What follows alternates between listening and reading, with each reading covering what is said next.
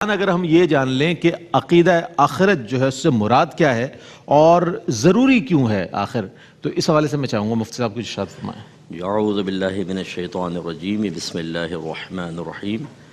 اللہ تبارک و تعالیٰ نے متقین کی صفات ذکر کرتے ہوئے ارشاد فرمایا وَبِالْآخِرَةِ هُمْ يُوقِنُونَ، اور ایک دعا نقل فرمائی اللہ تبارک و تعالیٰ نے ربنا انک جامع الناس لیوم لا ریب فیہ ان اللہ لا یخلف المیعاد۔ بے شک اللہ تعالیٰ اپنے بندوں کو ایک ایسے دن میں جمع کرنے والا ہے جس میں کوئی شبہ نہیں، بے شک اللہ تبارک و تعالیٰ اپنے وعدے کا خلاف نہیں کرتا۔ تو یہ اور بھی بہت ساری آیات ہیں لیکن اب ہمارا عقیدہ آخرت ہے کیا؟ ہمارا عقیدہ یہ ہے کل نفس ذائقۃ الموت، بے شک ہر شخص نے موت چکھنی ہے۔ موت کیا ہوتا ہے؟ جسم اور روح کا جب اتصال ہوتا ہے تو زندگی، جب انقطاع ہوتا ہے تو اس کو موت کہتے ہیں۔ مرنے کے بعد ہم قبر میں جائیں گے، یہ حدیثوں سے تقریباً قبر کے بارے میں زیادہ معرفت موجود ہے کہ ہم جب قبر میں پہنچیں گے، لوگ ہمیں دفنا کے چلے جائیں گے تو دو فرشتے ہمارے پاس آئیں گے جو ہم سے 3 کویسچن کریں گے، ما ربک ما دینک ما کنت تقول فی حق ھذا الرجل، تیرا دین تیرا رب کون ہے، تیرا دین کیا ہے، اور تو ان کے بارے میں کیا کہا کرتا تھا۔ بعض روایت میں نام بھی لے دیا جاتا ہے کہ یہ محمد ہے، تم ان کے بارے میں کیا کہتے تھے، لیکن ایک روایت یہ بھی ہے۔ اور میرے آقا صلی اللہ علیہ وسلم اپنے حقیقی جسم کے ساتھ سامنے جلوہ افروز ہوں گے، کیونکہ اس میں لفظ استعمال ہوا ھذا اس میں اشارہ ہے جو محسوس مبصر کے لیے استعمال کیا جاتا ہے، اور یعنی اس میں اشارہ کی وجہ یہ ہے، اور ھذا اس کے لیے جو قریب موجود ہو، اس کا مطلب ہے محسوس بھی ہوں گے، سرکار مردہ ان کو دیکھے گا بھی، سرکار کے جسم اقدس کی خوشبوئیں بھی آ رہی ہوں گی، اور وہ بالکل قریب موجود ہوں گے۔ اور اگر مومن ہوگا ان کا جواب دے گا، اگر منافق ہوگا، کافر ہوگا، چاہے وہ سرکار کے دور کا ہو، چاہے اس نے سرکار کو 50 بار آنکھوں سے دیکھا ہو، وہ پہچاننے سے انکار کر دے گا، وہ کہے گا لا ادری، میں نہیں جانتا، جیسے لوگ کہتے تھے میں بھی ویسا کہتا تھا۔ اور پھر قبر سرکار نے فرمایا تو جنت کے باغوں میں سے ایک باغ بن جائے گی یا جہنم کے گڑھوں میں سے ایک گڑھا ہوگی۔ پھر جب قیامت قریب آئے گی، قیامت وہ دن ہے جس میں اللہ تعالیٰ سب کو جمع کرے گا، ڈے آف ججمنٹ اس کو کہا جاتا ہے، اس میں فیصلے فرمائے گا، حالانکہ اللہ سب جانتا ہے۔ اور پھر حضرت اسرافیل علیہ السلام ایک سینگ سا ہے، اس کو سور کہتے ہیں، اس میں پہلی مرتبہ پھونکیں گے تو سب دنیا تباہ، سب ختم ہو جائے گا۔ جب دوسری مرتبہ پھونکیں گے تو سب اپنے قبور سے نکلیں گے اور اس مقام پہ پہنچیں گے اللہ تعالیٰ کی بارگاہ میں۔ پھر اس کی بہت صورتحال بیان کی گئی ہے کہ نبی کریم صلی اللہ علیہ وسلم سب پریشان ہوں گے، سرکار دروازہ شفاعت کھولیں گے، ورنہ دروازہ کھل ہی نہیں رہا ہوگا، سب یا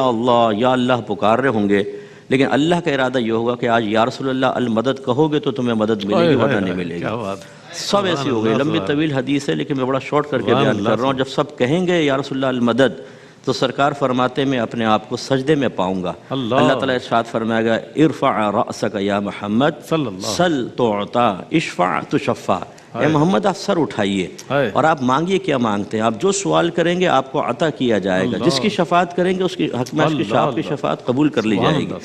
پھر اللہ کی بارگاہ میں پہنچیں گے، ایک میزان ہے، ترازو ہے، اس میں نیکی اور بدی تولی جائے گی، حوض کوثر ہے جس پہ بنفس نفیس بعضوں کو تو سرکار اپنے دست اقدس سے جام پلائیں گے پانی کے، اور بعضاں صحابہ کرام بھی ہوں گے اور بھی جن کو اجازت ملے گی۔ اور پھر ایک عرش ہوگا، عرش کا سایہ ہوگا، حالانکہ وہ نوری چیز ہے لیکن اللہ تعالیٰ اس کے اندر ٹھنڈک پیدا فرمائے گا، اس کے سائے میں لوگ ہوں گے۔ اور پھر اللہ تعالیٰ جس کا چاہے گا حساب و کتاب لے گا، جس کو چاہے گا بغیر حساب کے بخش دے گا، جس کو چاہے گا بغیر حساب کے جہنم میں ڈال دے گا، اور جس کا چاہے گا تھوڑا بہت حساب لے کر پھر جو اللہ فیصلہ فرمانا چاہے۔ پھر ایک پل صراط ہے جو جہنم کے اوپر قائم ہے، وہ بال سے زیادہ باریک، تلوار سے زیادہ تیز ہے۔ سرکار فرماتے ہیں کوئی تو ایسے ہوں گے کہ بجلی کسی تیزی سے نکل جائیں گے، کوئی ایسے ہوں گے جو گھوڑے کی رفتار سے نکلیں گے، کوئی ایسے جو آہستہ چلتے ہوں جائیں گے، اور کچھ ایسے ہوں گے گرتے پڑتے پہنچیں گے، اور کچھ کٹ کے جہنم میں گر جائیں گے۔ اور اس کے بعد پھر جنت ہے اور دوزخ ہے، جنت اللہ کے رحمت کا مقام ہے اور دوزخ اللہ کے عذاب کا اور اس کی ناراضگی کا مقام ہے۔ اور جب یہ جنتی جنت میں اور دوزخی دوزخ میں چلے جائیں گے، یعنی آخری جنتی بھی نکل کے جنت میں آ جائے گا، تو پھر اللہ تعالیٰ مینڈھے کی شکل میں موت کو لائے گا اور اس کو جنت اور دوزخ کے درمیان ذبح فرما دے گا، کروائے گا، اور ایک فرشتہ ندا کرے گا جنتیوں خوش ہو جاؤ، اب تمہیں کبھی موت نہیں آئے گی، تو ان کی خوشیاں دوبالا ہو جائیں گی۔ اور جہنمیوں اس کو جب یہ ندا سنیں گے کہ اے جہنمیوں اب تم ہمیشہ روتے رہو، تمہیں کبھی موت نہیں آئے گی، تو ان کا غم کئی گنا بڑھ جائے گا۔ یہ جو ہے ہمارا تقریباً یہ اجمالی عقیدہ آخرت ہے، اس پر ہمیں بلیو رکھنا لازم ہے۔ اور یہ کیوں ضروری ہے؟ یہ اس لیے ضروری ہے، پہلی بات تو یہ کہ نبی کریم صلی اللہ علیہ وسلم اللہ تعالیٰ کی جانب سے جو کچھ لے کر آئے وہ ہی معیار ایمان ہے، بے شک وہی معیار نجات ہے۔ اس لیے یہ ضروری ہے کہ اگر آپ یہ عقیدہ نہیں رکھتے تو گویا آپ نے نبی کریم کی لائے ہوئی باتوں کو رد کر دیا، اور جو نبی کریم کی باتوں کو رد کرے، آپ پر ایمان نہ لائے، وہ آخرت میں قابل گرفت ہوگا، کفار میں شمار ہوگا، یا مسلمان ہو کے انکار کرے تو مرتدین میں شمار ہوگا اور تباہ و برباد ہوگا۔ اس لیے ضروری ہے کہ اس پر عقیدے پر یقین رکھا جائے۔ دوسرا اس جہت سے بھی کہ وہ ڈے آف ججمنٹ ہے، جب ہم یقین رکھتے ہیں اور بلیو رکھتے ہیں اور خاص طور پہ اس کو بار بار ذہن میں لے کر آتے ہیں، تو پھر انسان جو چیزیں اس کی ذات سے متعلق ہیں کہ نیک اعمال کا ارتکاب، گناہوں سے بچنا، وہ اس میں خوف زدہ ہوتا ہے۔ یہ وہ عقیدہ آخرت ہوتا ہے کہ میں کچھ بھی کر لوں، قبر میں جاؤں گا، عذاب قبر، میدان محشر میں ذلت و رسوائی، اللہ کی بارگاہ میں اگر اللہ ناراض ہوا تو جہنم میں داخلہ، اور پھر جنت سے محرومی سب سے بڑی چیز، یہ کیا میں کیسے کر سکوں گا؟ تو وہ سنبھلے گا۔ اسی طرح جو معاملات حقوق العباد والے ہیں وہ اس میں رکے گا، جو بیویوں کے منہ پہ تماچے مار رہی ہیں، اور جو بیویاں شیرنی کی طرح شوہر کے اوپر جھپٹ کے اس کا منہ نوچنے کے لیے تیار ہیں، جو نندے اپنی بھابھیوں کے خلاف سازشیں کر کے ان کے گھر توڑوانے کی کوشش کر رہی ہیں، جو بیچاری ہماری والدائیں بعض اوقات نادانستگی میں بہو کی شکایتیں کر کر کے شوہر کے اپنے بیٹے کے دل میں بہو کی نفرت پیدا کر رہی ہیں، جو پلاٹ دبا کے بیٹھے ہوئے ہیں، وراثتیں دبا کر بیٹھے ہوئے ہیں، جنہوں نے قرضے دبا لیے ہیں، جو حرام مال کما رہے ہیں، رشوتیں لے رہے ہیں، لوگوں کی جیبیں خالی کر رہے ہیں، جو اپنے فرض منصبی سے صحیح طریقے سے حق ادا نہیں کر رہے، اس کو صحیح نہیں کر کے اور دوسروں کے لیے نقصان کا سبب بن رہے ہیں، وہ چاہے وکلاء میں ہوں، وہ ججز میں ہوں، ڈاکٹرز میں ہوں، وہ علماء میں ہوں، مفتیان کرام میں ہوں، ان سب کی وہاں گرفت۔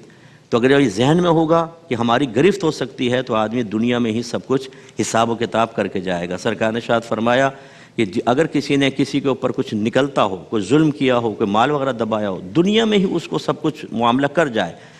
اس دن سے پہلے کہ جس میں نہ دراہیم ہوں گے نہ دنانیر، وہاں نیکیاں نکال کر نام اعمال میں ڈالی جائیں گی۔ تو اس لیے عقیدہ آخرت ایمان کے قیام کے لیے اور نجات کے لیے ضروری، اور دوسرا اپنا احتساب اور گناہوں سے اجتناب اور نیکیوں کے ارتکاب میں استقامت کے لیے انتہائی لازم ہے۔ اچھا، عقیدہ آخرت کے حوالے سے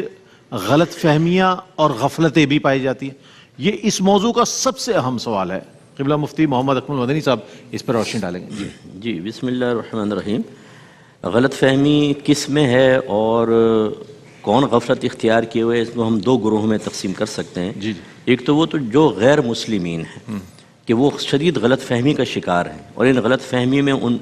فہمیوں نے ان کو غفلت تک پہنچا دیا ہے۔ بالکل، کہ وہ کہتے ہیں کہ بھئی پتہ نہیں ہے یا نہیں ہے، یہ تو مسلمانوں کی اپنی باتیں ہیں۔ آسمانی کتاب میں شک کرنا کہ واقعی اللہ تعالیٰ کا کلام ہے یا نہیں ہے۔ اسی طرح جو جس بھی مذہب والے کے گھر میں پیدا ہوتا ہے، اگر وہ گھر والے مذہب کے تھوڑا بھی قریب ہوں، وہ اتنا ہی اس میں راسخ العقیدہ ہوتا چلا جاتا ہے، ایکسٹریمسٹ ہوتا ہے بہت زیادہ۔ وہ اپنے مذہب کے خلاف سننا نہیں چاہتا اور دوسرے مذہب کو سیکھنا نہیں چاہتا۔ یہ ہر مذہب کے اندر دیکھ لیں، ہندو میں دیکھ لیں، یہود میں دیکھ لیں، کرسچنز میں دیکھ لیں،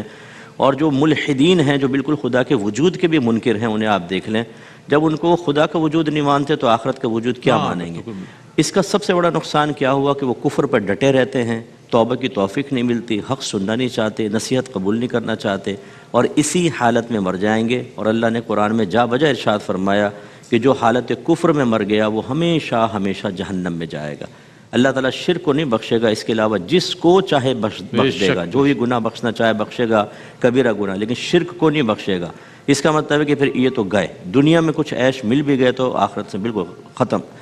اور دوسرا گروہ ہے مسلمانوں کا، جو عقیدہ آخرت تو رکھتا ہے لیکن مادیت، دنیا کی محبت، مخلوق کے ساتھ مشغولیت، نفس کی اطاعت، شیطان کی غلامی، اس نے انہیں بہت سی غلط فہمیوں میں مبتلا کر دیا ہے۔ جیسے مثال کے طور پر بعض لوگ کہتے ہیں کہ یار ہمیں زیادہ نہ ڈراؤ، اللہ کی رحمت بہت بڑی ہے، اللہ بڑا رحیم و کریم ہے۔ تو بالکل ٹھیک ہے، اللہ کی رحمت کا یقین رکھنا بہت اچھی بات ہے، لیکن جس رحمت کا یقین آپ کو ہے، یہ یقین انبیاء میں دکھائیں،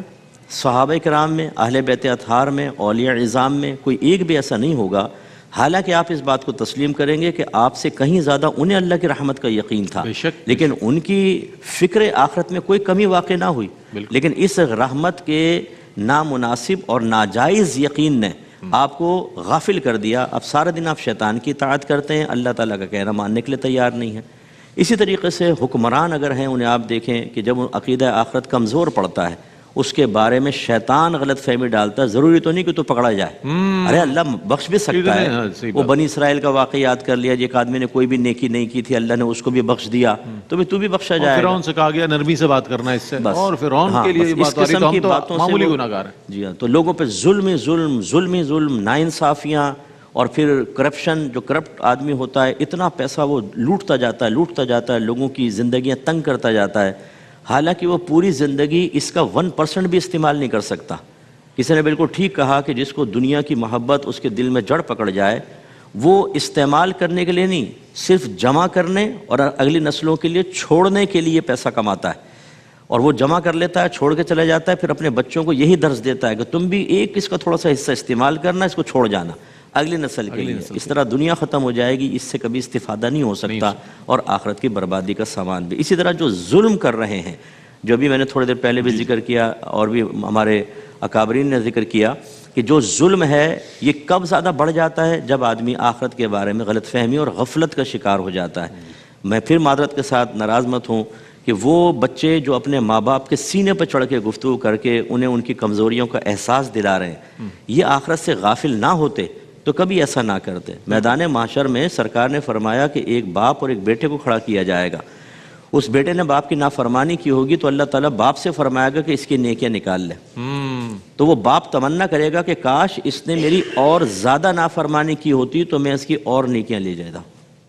جب یہ صورتحال ہے تو یہ بچے کیوں آخرت سے غافل ہوں گے؟ تو ماں باپ سے بدتمیزی۔ شوہر اگر بیوی پر ظلم کر رہا ہے وہ آخرت سے غفلت کی وجہ سے ہی کرتا ہے۔ اس طرح بیوی کے ناانصافیاں، بیوی کے نخرے اور دیگر ناجائز امور کا ارتکاب۔ اسی طرح جو 2:30 بجے اندر سے کنڈی لگا کر یہ سوچ کر کہ اب مجھے کوئی نہیں دیکھ رہا، وہ انٹرنیٹ پر غلط قسم کی چیزیں دیکھ رہا ہے، غلط قسم کی دوستیاں کرتا ہے، غلط قسم کی چیٹ کرتا ہے، غلط قسم کی تصویروں اور ویڈیوز کا تبادلہ کر رہا ہے، اگر آخرت سے غافل نہ ہوتا تو ایسا کیوں ہوتا؟ وہ غافل ہے، وہ بے فکر ہو گیا ہے، اس دنیا کو سب کچھ سمجھا بیٹھا ہے، تبھی ایسا ہو رہا ہے۔ تو خلاصہ کلام یہ ہے کہ غلط فہمیاں کچھ ہمارے درمیان پیدا ہو چکی ہیں۔ وہ غلط فہمیاں کبھی تو ہمارے ایسے لوگوں کی وجہ سے ہوتی ہیں کہ جن سے دین نہیں سیکھنا چاہیے، ہم ان سے سیکھ رہے ہوتے ہیں، ان کی اپنی معلومات کم ہوتی ہیں، وہ اپنی غفلتوں اور غلطیوں پہ پردہ ڈالنے کے لیے لوگوں کو جرت مند کرتے رہتے ہیں۔ او بھائی یہ مولوی تو ڈراتے رہیں گے، اللہ کی رحمت بہت بڑی ہے، فقیر سے وابستہ ہو جاؤ تمہارا بیڑا پار ہو جائے گا۔ فقیر کیا کر رہا ہے؟ سٹے لگا رہا ہے، شرابیں پی رہا ہے، جفی والی سرکار بنا ہوا ہے، عورتوں کے ساتھ گلے ملا رہا ہے ان کو، اور سجدے کر رہے ہیں لوگ، اور لوگوں کو جرت مند کرتا ہے وہ گناہوں کے اوپر، حالانکہ خود غافل ہے۔ تو اگر لیڈر غافل ہوتا ہے آخرت سے تو اس کے برے اثرات متبعین پر بھی مرتب ہوتے ہیں، اور پھر ان کی نسلیں برباد ہو جاتی ہیں۔ اس لیے کوشش یہ کرنی چاہیے کہ عقیدہ آخرت اپنے گھر میں بار بار ذکر کریں، ان علماء کے بیانات سنیں جو عقیدہ آخرت کی طرف مائل بھی کرتے ہیں، آخرت کی طرف مائل کرتے ہیں، اس کو بار بار یاد دلاتے ہیں۔ ان لوگوں کی صحبت میں رہیں جو عقیدہ آخرت کے پیش نظر غلط فہمی اور غلطیوں سے اپنے آپ کو اور غفلت سے محفوظ رکھے ہوئے ہیں۔ انشاءاللہ اللہ تعالیٰ بہترین ثمرات دکھائے گا۔ مفتی صاحب کیا فرمائیے گا؟ آپ نے ابتدا سے ایک ایسی بنیاد فراہم کی آج کے موضوع پر کہ بہت کمال، سب نے بہت خوبصورت گفتگو فرمائی، کیا پیغام دیجیے گا کنکلوژن کی صورت میں؟ جی میں یہ عرض کروں گا کہ جتنے بھی ہمارے اس وقت ویور ہمیں سن رہے ہیں، دو چیزیں ذہن میں رکھیں، ایک اپنی ذات کے لیے اور ایک جو آپ کی ذات سے متعلق لوگ ہیں ان کے لیے۔ اپنی ذات کے لیے یوں کہ آپ 24 گھنٹے میں ایک تھوڑا سا وقت فکر آخرت کے لیے ضرور رکھیں۔ واہ واہ، اچھا اس میں کیا ترتیب رکھیں؟ ایک تو اپنے آپ کو مرا ہوا دیکھیں کہ میں مر گیا، لوگ رو رہے ہیں، بیوی اگر آپ مرد ہیں تو بیوی رو رہی ہے، عورتیں تسلیہ دے رہی ہیں، بچے رو رہے ہیں، کوئی سر پہ ہاتھ پھیر رہا ہے، محلے والے جمع ہیں، اب آپ کو آپ کے کپڑے اتار دیے گئے، غسل دیا گیا، کفن پہنایا گیا، جنازہ ہوا، اب آپ کو قبر میں چھوڑ کے سب چلے گئے۔ یہ ذرا تھوڑا سا مراقبہ موت ذرا کیا جائے، چشم تصور میں اس کو، چشم تصور میں۔ پھر قبر کے بارے میں غور و تفکر شروع کریں کہ سب چھوڑ کے چلے جائیں گے، آج لائٹ چلی جائے، تھوڑی گرمی ہو جائے، ہم چیخنا چلانا شروع کرتے ہیں کہ الیکٹرک کو گالیاں بکنا شروع کرتے ہیں، وہاں تو کچھ بھی نہیں ہوگا، وہاں روشنی ہے اعمال کی، وہاں روشنی ہے صحیح عقیدے کی، وہاں روشنی ہے اللہ رسول کے راضی ہونے کی۔ تو قبر کے بارے میں غور کریں کہ منکر نکیر آئیں گے، میں ان کی دہشت کو کیسے برداشت کروں گا، پھر اتنا عرصہ مجھے قبر میں رہنا ہے جس کی مدت کا کوئی اندازہ نہیں ہے۔ پھر میدان محشر میں پہنچوں گا اللہ کی بارگاہ میں، پھر وہ حساب و کتاب، پھر اپنے گناہوں کو یاد کر کے اس کے ساتھ اس کو اٹیچ کریں کہ میں نے کتنوں کو مارا، کتنوں کی دل آزاری کی، کسی کا مذاق اڑایا، ماں باپ سے بدتمیزی کی، یا دوسرے اپنے متعلقین سے انہیں مالی جسمانی روحانی نقصانات پہنچایا، اللہ کی بارگاہ میں کیسے جواب دوں گا؟ اس کے بعد جہنم کا تصور قائم کرے کہ مجھے جیسے ڈال دیا گیا جہنم میں اور وہاں میری ہڈیاں جل رہی ہیں، کھال جل رہی ہے، گرم پانی پینے کو مل رہا ہے، یہ تمام، اور پھر جنت سے محرومی اور حسرت کو اپنے دل میں لے کر آئیں کہ اگر اللہ ناراض ہوا تو کتنی بڑی محرومی ہوگی۔ یہ چیزیں جب لائیں گے نا تو یہ روزانہ کا مراقبہ ہمارے اندر ایک انقلابی چینج لے کر آئے گا، پھر توبہ کی طرف بھی جلدی مائل ہوں گے، نیکی کرنا آسان ہو جائے گا، گناہ چھوڑنا کوئی مشکل محسوس نہیں ہوگا۔ پھر اپنی ذات کے بعد دوسروں کی بھی فکر کر کے اپنے گھر والوں میں یہ سوچ منتقل کریں، اللہ بڑی برکت سے نوازے۔